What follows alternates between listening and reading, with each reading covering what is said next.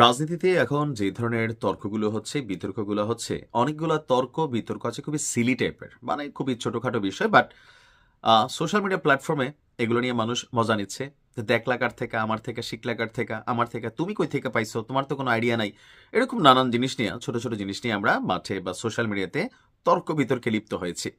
গতকালকে থেকে আলোচনার খুবই মেইন খোরাক যেটা, এটা নিয়ে নানান ট্রলও হচ্ছে, বিএনপির নেতাকর্মীরা ট্রলও করছেন। আপনারা কি বলা হয় যে জনাব তারেক রহমান তিনি যখন বাংলাদেশে আসলেন, আসার পরে একটা বাসে চড়ে এয়ারপোর্ট থেকে তিনি বিভিন্ন জায়গায় গেলেন।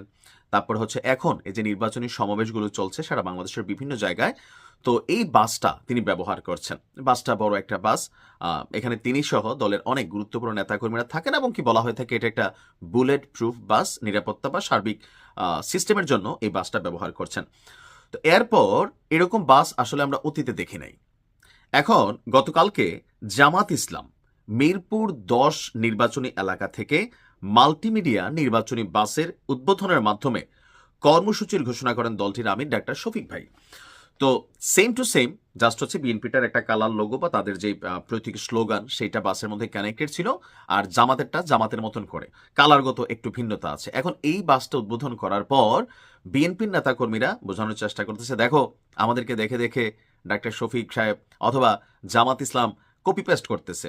তারপর আবার ওই যে জনাব তারেক রহমানের একটা বিড়াল আছে জেবু, তো ভবিষ্যতে আরো কি কি কপি করতে পারে ডাক্তার শফিক ভাই একটা সোফায় বসা, তো পেছনে একটা বিড়াল দিয়া বোঝাচ্ছে যে আগামীতে এইটাও করবে। অর্থাৎ জামাতের নিজস্ব ব্রেন নাই, বিএনপিটা কপি করে করে চলে, এটা আসলে ন্যারেটিভ চেষ্টা করা হচ্ছে। কিন্তু বিষয়গুলো খুবই সিলি, তর্ক বিতর্ক। যেমন ধরেন জামাত ইসলামের নেতা কর্মীরা বা এনসিপিরা বিএনপিকে কুপকাত করার জন্য একটা কথা সবসময় বলে যে চাঁদাবাজদের দল, তোমরা চাঁদাবাজি করবে, এই দেশে আর চাঁদাবাজদেরকে আসতে দেওয়া হবে না, সিন্ডিকেট ভেঙে দেব, লাল কার্ড দেখানো হচ্ছে।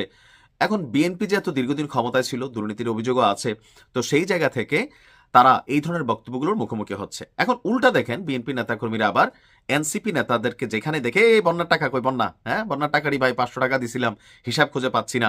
বিশেষ করে নাসিরুদ্দিন পাটোয়ারিকে সবাই ধরতেছে যখন মির্জা আব্বাসকে চাঁদাবাজ হিসাবে সে বিভিন্ন জায়গায় বক্তব্য দিচ্ছে। অর্থাৎ পাল্টা কাউন্টার চলতেছে।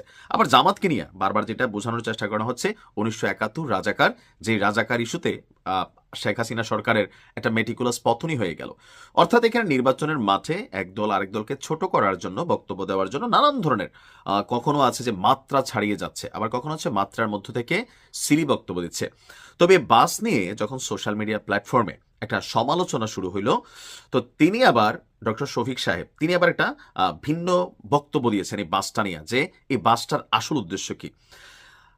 তিনি বলছেন যে আমরা প্রচারণার জন্য বাসটি ব্যবহার করব, এটা জামাত আমিরের চলাচলের জন্য নয়।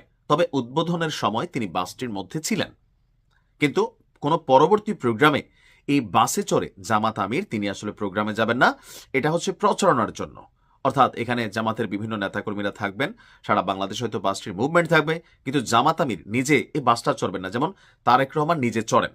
তিনি বলছেন যে আনুষ্ঠানিকভাবে প্রচারণার জন্য আমরা এই বাসটির উদ্বোধন করেছি। আমরা এই বাসের প্ল্যান করেছিলাম গত নভেম্বর মাসে, আমাদের নির্বাচনী ব্র্যান্ডিং কালারের আলোকে। কপি করার কোনো কিছু নেই। নির্বাচনের শুরু থেকে আমরা এই ব্র্যান্ডিং কালারটি ব্যবহার করছি, আমরা কপি করিনি, বরং আমাদের নির্বাচনী ব্র্যান্ডিং কালার কপি করেছে। অর্থাৎ বিএনপি জামাতের এই পরিকল্পনাটাকে কপি কইরা তারা মাঠে নামাই দিছে। অর্থাৎ তাড়াহুড়া কইরা বিএনপি জামাতের আগে তাদের যে প্ল্যানটা এটা মাঠে নামাইছে, কপিরাইটটা আসলে জামাতের, তিনি এটাই বলছেন। এখন আসলে সত্য মিথ্যা যাই হোক, এখন ছোট ছোট আলোচনা থাকবে, রাজনীতি, নির্বাচন, জমজমাট, এখানে প্রতিপক্ষ পাল্টা প্রতিপক্ষ অনেক বক্তব্য থাকবে। তবে আমি মনে করি সবকিছুর পরে শালীনতা থাকা উচিত, কোনো সহিংসতা, মতবিরোধ থাকবে, এটাই তো সিস্টেম, তাই না? ক্ষমতা বড় মজার জিনিস, কিন্তু এ নিয়ে কখনো কোনো সহিংসতা, যেমনটা শেরপুরে ঘটেছে, আরো অনেক জায়গায় ঘটেছে, বা ভিপি সাদিক কায়েম তারেক রহমানকে যেই ভাষায় আক্রমণ করেছে, এগুলা শিষ্টাচার বহির্ভূত, এগুলা রাষ্ট্রের মধ্যে অস্থিতিশীলতা তৈরি করবে। ক্ষমতা যার ভাগ্যে আছে সে ক্ষমতায় যাবে। আমাদের সবার উচিত যার যার জায়গা থেকে সবকিছু ব্যালেন্স মেনটেন করে কথা বলা। ভালো থাকুন। আসসালামু আলাইকুম।